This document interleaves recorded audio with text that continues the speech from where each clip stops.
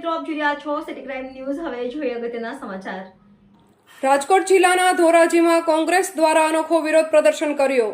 ધોરાજીના વિવિધ વિસ્તારોમાં ખાડાઓનું સામ્રાજ્ય ખડકાયેલ હોય, અનેક જગ્યાએ રોડ રસ્તાઓ બિસ્માર બની ગયા હોય અને ધોરાજીની આમ જનતા ત્રાહિમામ થઈ ગયેલ હોય, રોડ રસ્તાઓ બિસ્માર થઈ ગયેલ તેને કારણે ત્યારે ધોરાજી શહેર કોંગ્રેસ દ્વારા ખાડાઓમાં વૃક્ષારોપણ કાર્યક્રમ સાથોસાથ રામધૂન બોલાવી અને રોડ રસ્તાઓના ખાડાઓમાં ખાડારાસ રમીને તંત્ર અને કોન્ટ્રાક્ટરને જગાડવા માટેનો અનોખો વિરોધ પ્રદર્શન કરેલ।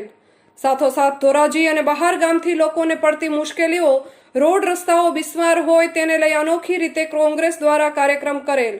Reporter Vipul Dhamecha, city crime news, Dhoraji. Dineshbhai Ora, શહેર કોંગ્રેસ પ્રમુખ ધોરાજી। ધોરાજી શહેરની જાણે દુર્દશા હોય તેવું લાગી રહ્યું છે। ધોરાજી શહેરના મોટા ભાગના મુખ્ય રસ્તાઓ, તમામ રસ્તાઓ તૂટી જવા પામેલ છે। તંત્ર દ્વારા માત્ર નોટિસ આપી અને સંતોષ માનવામાં આવે છે, કોન્ટ્રાક્ટરોને બચાવવામાં આવે છે અને કોન્ટ્રાક્ટર સામે કોઈ કાર્યવાહી કરવામાં આવતી નથી।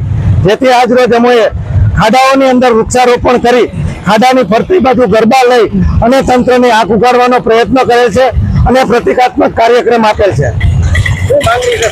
અમારી માંગણી છે કે ધોરાજી શહેરના તમામ રોડ રસ્તાઓના ખાડાઓ રિપેર કરવામાં આવે અને તાત્કાલિક તમામ રોડ રસ્તાઓ રિપેર કરે એવી અમારી માંગણી છે।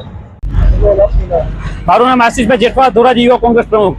આજે ધોરાજી શહેર કોંગ્રેસ દ્વારા અમે રોડ રસ્તામાં જે રોડ રસ્તા રિપેર કરવાના છે એના માટે કાર્યક્રમ કરેલો છે। ખાડાની અંદર વૃક્ષારોપણ કરી અને ખાડાની આજુબાજુ ખાડા રાસ લઈ અને તંત્રને જગાડવાનો પ્રયત્ન કર્યો છે। આ રસ્તાની હાલત એટલી ખરાબ છે, આમાં મોટા મોટા અકસ્માત ન થઈ શકે એમ છે।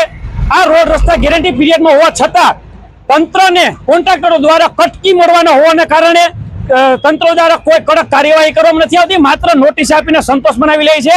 આમાં કોન્ટ્રાક્ટરો અને અધિકારીઓ અને તંત્ર બધામાં ભ્રષ્ટાચારમાં સંડોવાયેલા છે। અમારી માંગણી એ છે કે તાત્કાલિક રોડ રસ્તા રિપેર કરવામાં આવે।